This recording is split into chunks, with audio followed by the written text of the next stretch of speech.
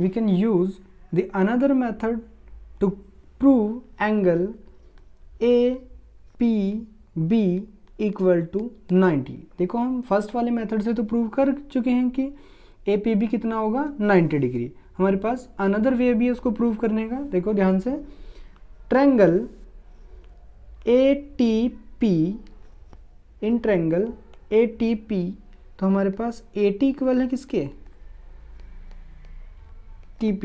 Reason क्या है, tangents from the external point T, ठीक है।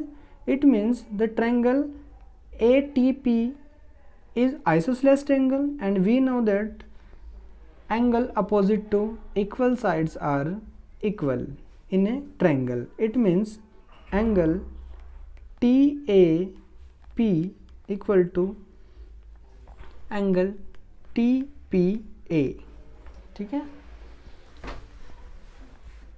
रीजन पता है ना, लिखेंगे equal sides having equal angle opposite to them, ठीक है। इट मीन्स लेट करते हैं ये एंगल किसके इक्वल है, अल्फा, ठीक है। यानी एंगल TAP कितना है हमारा, अल्फा है। सिमिलरली इन ट्रायंगल TPB, ठीक है। फिर से देखो TB किसके इक्वल है हमारे पास, TP के। ये भी हमने देखा था क्यों इक्वल था, tangents from the external point T on the circle C2, ठीक है भैया।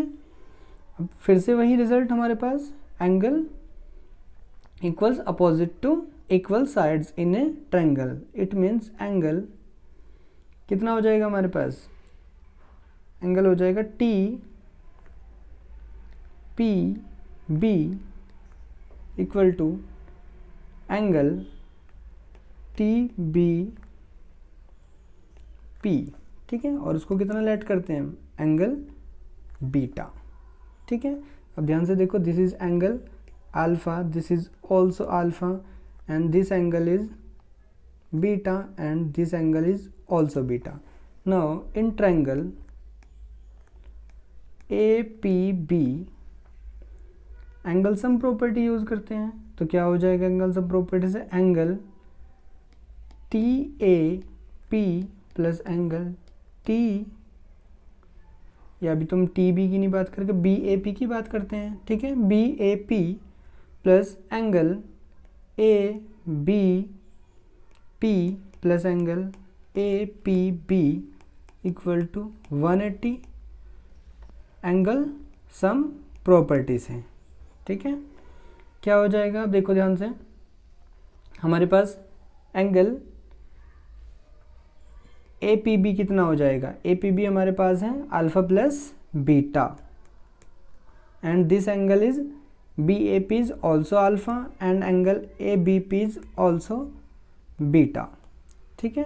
तो एंगल हो जाएगा हमारे पास alpha plus beta equal to 90 degree, ठीक है। यानी कि ये हमारा अनदर वे भी है, इसको भी हम एग्जाम में कर सकते हैं। मैंने यहाँ पर विदाउट ये प्रूव किए कि T is the mid point, तब हमने सेकंड मेथड को फॉलो किया है, ठीक है।